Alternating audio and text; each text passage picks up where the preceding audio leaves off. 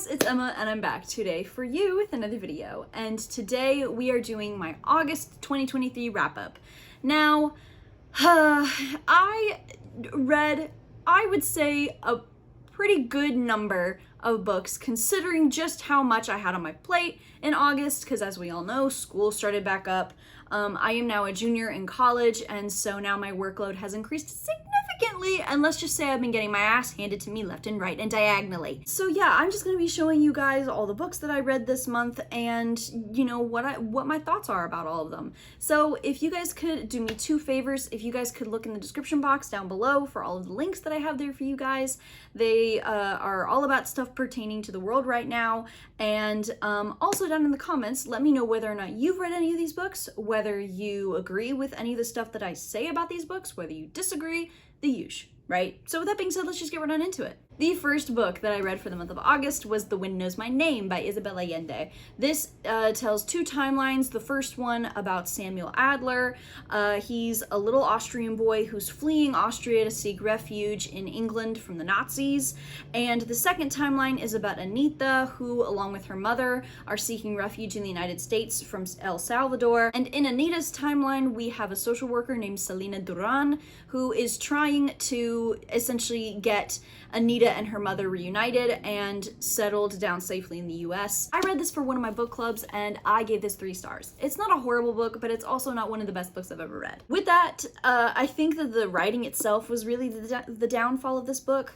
While I really did like Samuel and Anita's chapters, I felt they were a little fragmented, like placed where they were. Leticia, who's a character that we meet in here, was my favorite character, but unfortunately I felt she was used more of as like a tool to connect Samuel and Anita's timelines together, which, you know, is fine. It's just, it's a shame because we don't really see anything more of Leticia throughout the rest of the story.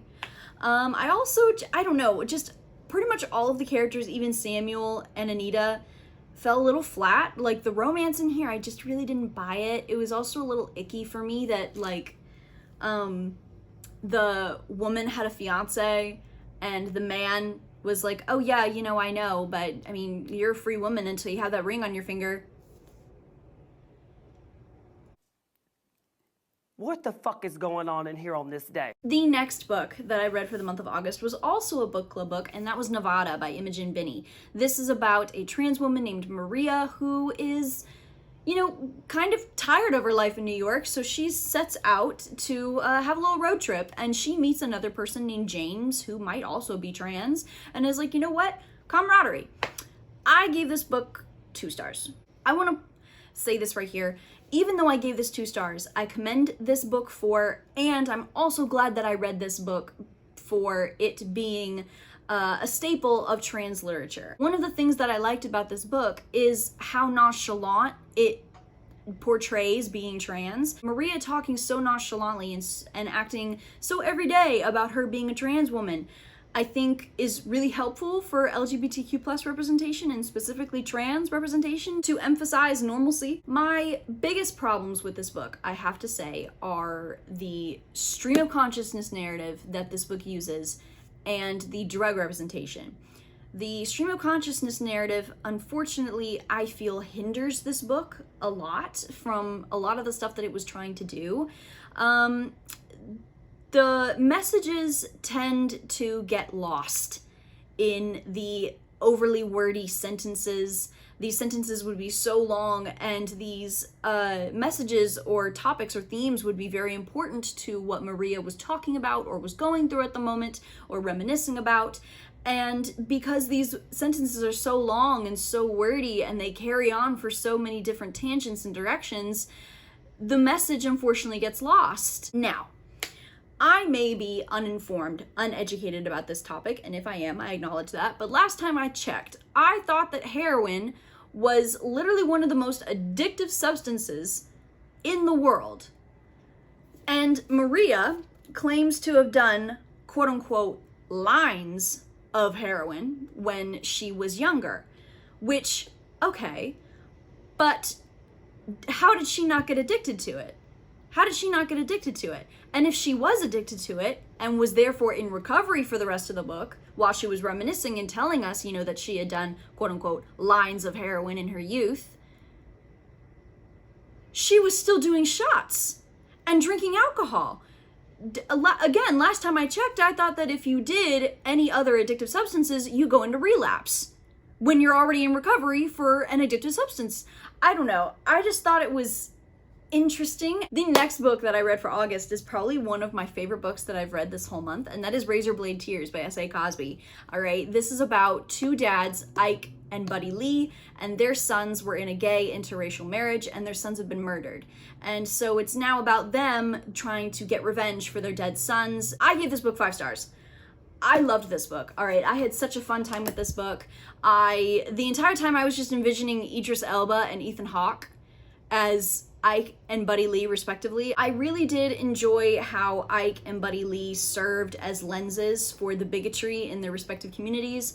I did think that their characterization was a little bit rushed, considering, you know, how they went from bigoted to, oh no, we're actually allies now, to then lecturing people about being an ally. And I was like, okay, this is a little fast, but okay, you know. I think the whole thing, honestly, read like an action movie. I believe, honestly, it might do better as an action movie. There are a lot of missteps, I think, that this book takes, specifically with a lot of the characters not being fleshed out. For example,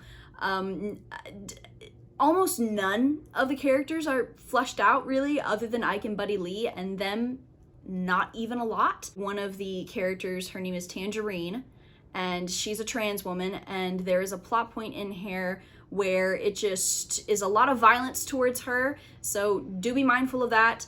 I loved her. I wish that, you know, we'd gotten more out of her character. I liked that, you know, Ike and Buddy Lee never really got over the guilt that they felt over their sons, because while it is a story about, oh my gosh, yay, these dads are getting revenge for their sons, it's also, on the same coin, bittersweet, because it's like, why did your sons have to die for you to finally accept them? There's a lot of action scenes, there's a lot of fight scenes, it's very crass, it's rude, it's straight to the point. I must say, I do not think that this book is going to be for everybody, simply because of the problems that it has, and I do acknowledge every single one of them, okay? This book is not perfect, but I really enjoyed this book. I cried at the end of it. I hope that they make this a movie. The next book that I read, and it's about time that I did read this, okay? It's been on my TBR for like, what?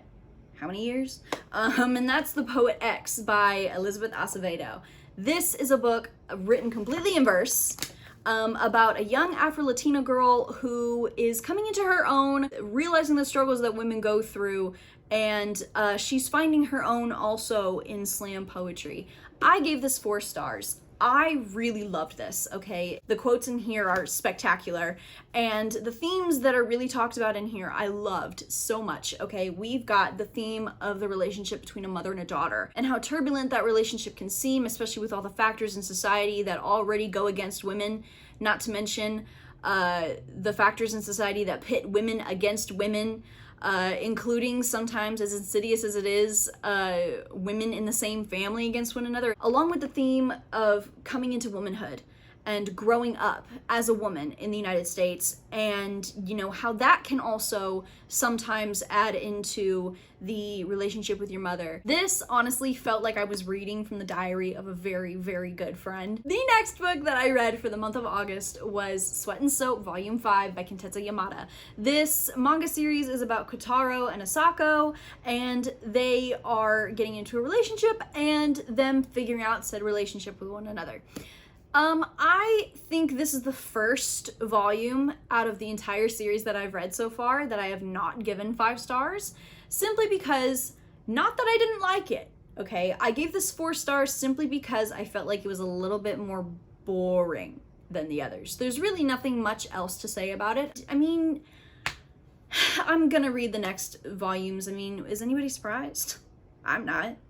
You shouldn't be either. The next book that I read for the month of August is probably, I'd have to say, the biggest disappointment for this month, and that is She Who Became the Sun by Shelley Parker Chan. This is a book set in 1345 in China under the Mongol rule, and we follow Zhu Chongba, who is the 8th oldest son, in the family, and then the second oldest daughter. Zhu Chongba is given a fate of greatness, of just extraordinary potential, and everybody around him is mystified about it. Meanwhile, the second daughter is given a fate that everybody just expects, you know, a fate of nothing. And when a bandit attack leaves them both orphaned, it's the son that essentially succumbs to despair and he dies. And the daughter is basically thinking, I don't want to die. I don't want to die like this. So she takes Zhu Chongba's identity and goes to a monastery to train as a male novice. And there she realizes that she will pretty much do anything that she can to get what she needs to survive. And then when her monastery is burned to the ground for going against the Mongols, she decides to take her brother's fate into her own hands. And I gotta say, I gave this book 3 stars, okay? Not a bad book by any means. I really enjoyed this book. It's just, the more I read it, I realized that this wasn't going to be 5 stars. For the first third of this book, I was on cloud 9, all right? The first chapter of this book is like up with Black Sun for me, okay? With like one of the best first chapters that I think I've ever read in my life. And then the second and third parts come along, and you can physically feel it. Slow, jarringly, to a snail's pace, okay? And unfortunately, it's emphasized by the fact that the second and third parts of this book are filled with battles. And these battles, while they are built up for like chapters worth of pages, when the battle finally gets there, they're done in maybe 2 pages, maybe 3 at the most. And then after the battles, there's whole chapters of almost nothing happening. I think the most disappointing thing for me about She Who Became the Sun is Zhu's characterization as a whole. It was patchy most of the time and then repetitive in a lot of others. Her ruthlessness only felt like it was truly actually present in the book up until maybe the monastery gets destroyed.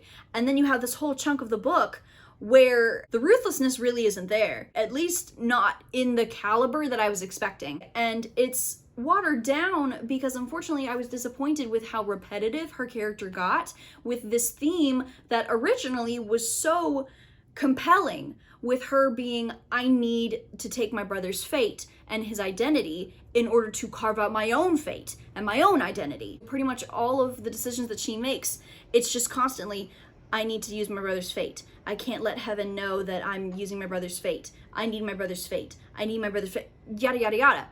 And it's like, okay, we know this. I think, you know, her ruthlessness did come back in the last 20 pages.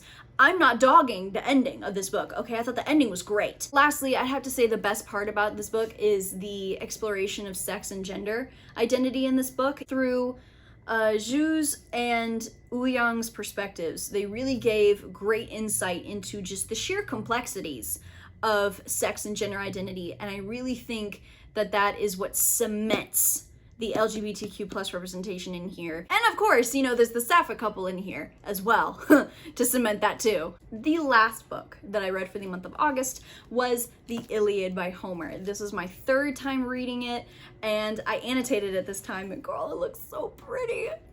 It looks so pretty. It's so satisfying to see it finally done, okay? Because this reread, I think I started it last year, like the end of last year. It's been months. If you don't know what the Iliad is, it is an epic poem by Homer that details the events of the last year of the Trojan War, and it's just filled with tragedy and death and gods interfering, immortal, but everything of the sort. All right, wrath, everything, okay? And it's my favorite book of all time, and to finally have annotated it, and like I said, to finally get it done is so satisfying, and it just looks so pretty. And like I underlined and tabbed it. When I tell you a bitch is satisfied, a bitch is satisfied.